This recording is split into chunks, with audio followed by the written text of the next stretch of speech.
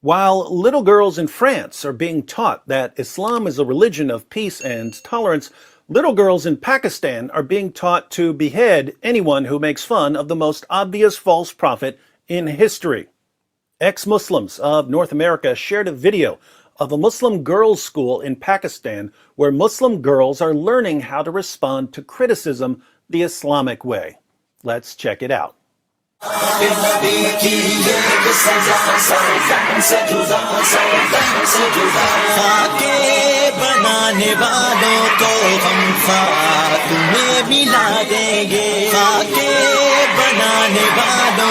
We need to give credit where credit is due. Islam may not be good at producing countries where people actually want to live, or at promoting literacy and education, or at defending women's rights. But when it comes to cranking out songs that make people want to go out and slaughter people in the name of Allah, jihadis are the kings of rock. There is none higher.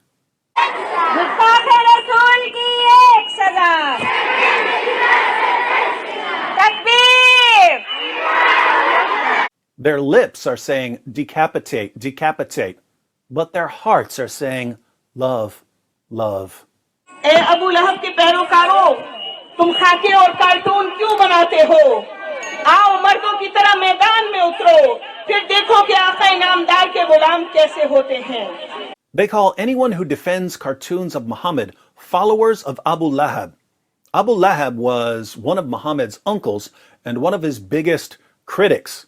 He knew that Muhammad was an impostor and a false prophet.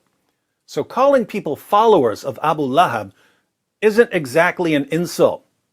It's strange, though, that they tell French leaders to come and face them like men. Do they really think that Emmanuel Macron is going to assemble an army and attack a girls' school in Pakistan? Be realistic, ladies. It's jihadis who target schools, not Frenchmen.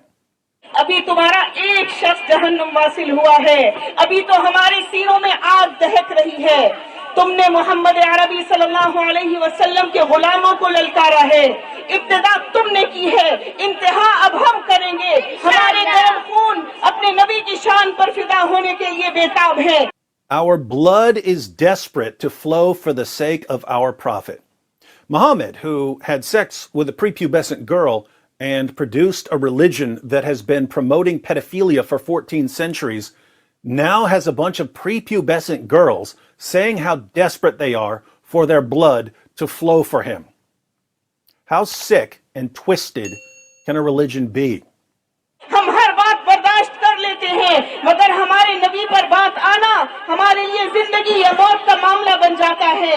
हम तब तक आराम से नहीं बैठेंगे जब तक तुमसे इस गुस्ताखी का बदला न ले लें.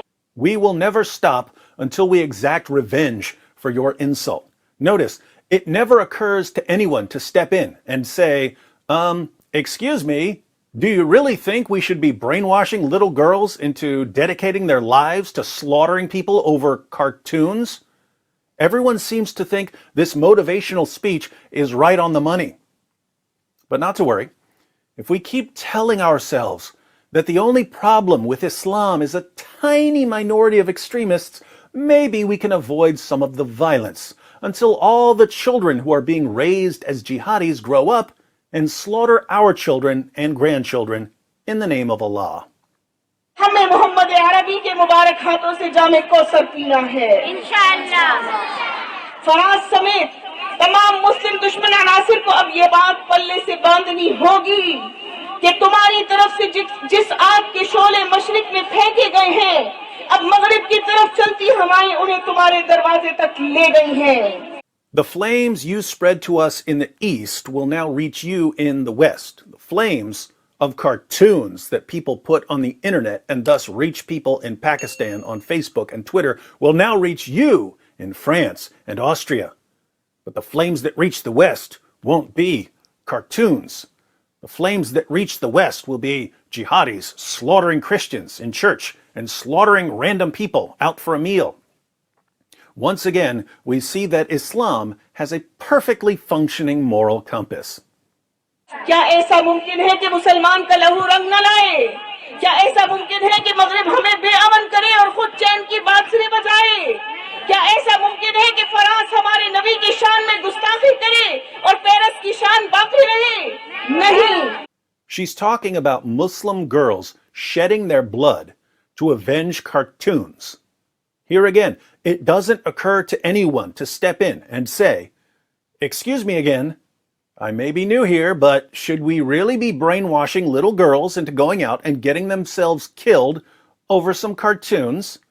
Everyone at the school and all the parents seem to think that this is perfectly normal. Why? Because it is in Islam. दुनिया में ऐसा कहीं नहीं होता. जो तुम बोओगे वही काटोगे. जीने दोगे तो जियोगे. तुम्हारा सुकून हमारे अमन के साथ मशरूत है. Your peace is tied to ours. What does that mean? It means if you don't want us waging terrorist attacks against basically any European we come across, you had better silence critics of Islam. You need to make criticizing or mocking Islam illegal in Western countries that aren't under Sharia. You need to enforce Sharia blasphemy laws even in the West, or we're coming to kill you until you get so sick of dying that you'll do anything to appease us. You know what the saddest part here is? The saddest part is that Western nations could help these girls. And I don't mean by conquering Pakistan.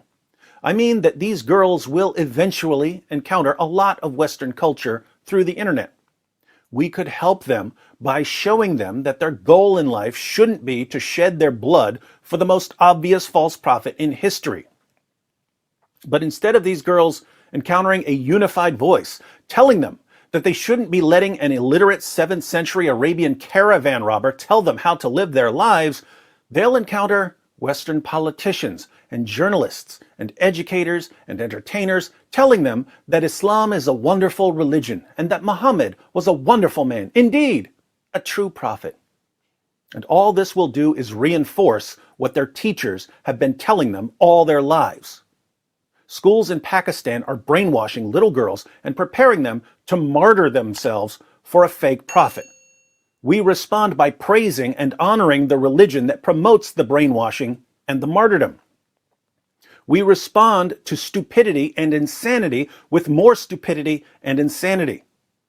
The response of the West so far has been an epic failure, so why don't we try something new? How about we respond to stupidity and insanity with a relentless presentation of the facts that prove conclusively that Muhammad was a false prophet? We might hurt a lot of feelings, but we'll definitely save a lot of lives.